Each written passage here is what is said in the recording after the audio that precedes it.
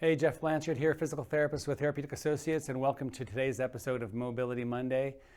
Today's episode is all about weak butt syndrome. Okay, so you might be asking yourself, what is weak butt syndrome? That sounds kind of weird. And I'll explain to you exactly what this is. Now, I believe that this is actually a diagnosis. I think some people call it gluteal amnesia.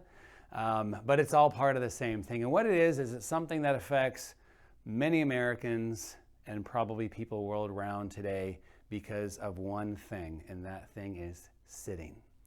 Okay, so sitting is something that we need to do. We're built to sit, but we're not built to sit all the time, which is kind of what we do in today's environment. We do a lot of sitting. And the more time you sit, the more you sit on your butt.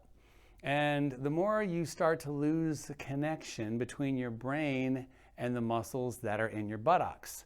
So you have a hard time actually feeling it when those muscles are supposed to be working. So what happens? You stop using those muscles as much. Those muscles start to get a little bit weaker and they shrink or they get atrophied. And then we start overusing other parts of our body. Which parts? The knees, okay? Which is why so often we see people come in with knee troubles because they don't know how to use their butts the right way. So we're gonna talk a little about this and how you can improve your buttock strength, and so you can therefore improve your back health and also your knee health. All right, so I have my friend with me here again, my pelvis with the femurs attached.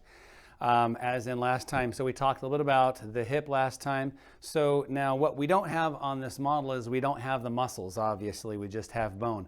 But if you could look at the muscles on the bone, you would see, especially here in the buttocks, so we have the gluteus maximus, which is on the outside, and then we have the gluteus medius and the gluteus minimus, which are underneath that, and then we have a bunch of other muscles that I'm not going to give you the names of, but these muscles are super important, and they all improve the strength and the stability between your femur and your pelvis. Why does that need to be so strong? Because your body weighs a fair amount and you need to be able to be stable on one leg. Now, if those muscles don't work properly and you stand on one leg, this is what happens. The pelvis tips over to the side and you walk around like this. You might actually see somebody who's walking down the street who kind of walks with a funky pattern and having their hip go out to the side because those muscles are not doing what they're supposed to be doing. So again, we talked about a little bit earlier how sitting is one of the main things that causes these muscles to get weak. There's also the notion of nobody wants to stick their butt out. And so what that means is when you bend down, a lot of people want to kind of curve their back in and do like this because they don't want to stick their butt out. So they're going to go down for something like this and come back up. Unfortunately, that is not the best way to bend over and get something. What you do when you do that is you shut off your buttock muscle, which is the biggest muscle of your body, and you put all the stress into your back, which is why you have that back pain. So you should be bending like this as you're going down and going to grab something and coming back up. We talked about that in a previous episode where we talked about hip hinging. So when you hip hinge, you're using the muscles of your hip and your butt and you're actually keeping them strong and you're supporting your back when you're going down and you're going to pick something up again. So again, when those muscles are a little weaker, the stress goes into the back and also into the knee. So I'll give you an example of what might happen if these muscles aren't working properly and the pain goes into the knee. All right, so I've got my step here, so I'm just going to demonstrate when you go up and down stairs. So oftentimes I'll ask people, where do you feel it when you go up the stairs? And people will say, oh, I feel it right here in my quads, or I feel it right in my knee, because every time I step up, I'm just, I feel these muscles working. So again, we go back to gluteal amnesia, or not having the connection with your buttocks.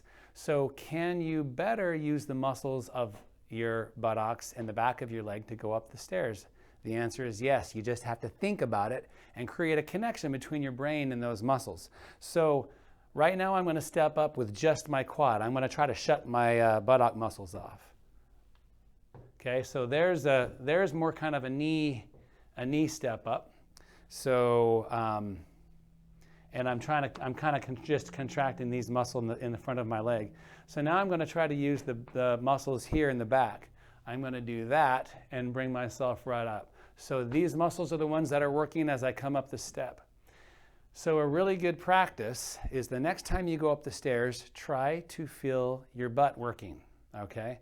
And again, it might sound kind of funny, but if you can use those muscles in the buttock, that will take the stress off of your kneecap and off of your knee, which will probably help your knee feel much better. All right, so we're going to take next a look at sitting. We do this every day. We sit, we stand. I'm going to show you the wrong way to sit, the way where you don't use your buttocks and you just use your knee. And this is the way a lot of people do it. Okay? Now, what you see in this knee-dominant movement is you see the knees going forward and the butt doesn't go backwards because nobody wants to stick their butt out. And so you're shutting off your butt when you do this motion. So the knees are going forward, your back's kind of flat, and you kind of plop into the chair because it's not a really good way to do it. Now I'm going to show you the right way to do this. Now with this, you're actually going to use the muscles of the backs of your legs and your buttocks, and this is what it looks like. It's a much easier way to sit. It takes the stress off the knee. It puts the pressure into the muscles, which is where it's supposed to be. And when I come back up, it's the same thing. I'm going to use the muscles of the butt to bring myself right up and out of the chair. The next time you sit in a chair, try to feel the work being done in your butt. I'll show you one exercise that'll help train some of those glute muscles. We'll get into some other exercises in the future, but I want to show you at least one that you can do right now at home. It's a fairly simple exercise. A lot of people do this the wrong way, but I want you to do it the right way and try to feel it in the right location. And this is a simple bridge. So I'm going to lie down on my back. And you can do this on the floor or on your bed at home. So when you do a glute bridge, which is this, again, I ask people, where do you feel this? And they say, I feel it here and I feel it here. And so I'll tell them, wrong. That's not where you're supposed to be feeling it. You're supposed to be feeling it back here. But the reason you're not is because you have glute amnesia. Okay, so what I want you to do is I want you to, in this position, the first thing I want you to do is squeeze your butt together. Squeeze your glutes. And I want you from there to lift with your glutes and squeeze your glutes together as you're lifting yourself up. That's the most important place to feel this exercise. You might get a little bit of a cramp in your hamstring if your glutes aren't turning on very well. That's very common. If you put your feet a little further away from you, that might lessen the chance of your hamstrings cramping up on you. Or you can prop your legs up on a chair if you're on the floor and then bridge up, and that will lessen the chance that your hamstrings cramp up on you.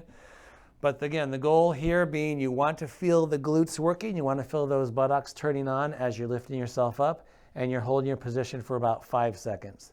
And then you're going to come back down and then you repeat. Try to feel this here and not just here in the front. This is really where you want to be dominant for this exercise. All right, thanks for joining me again for today's Mobility Monday. If you enjoy the episode, share it with a friend. If you know somebody who's dealing with weak butt syndrome, send this on to him and have him take a look. Subscribe to our page and give us a thumbs up if you get a chance. And until next time, remember, motion is lotion.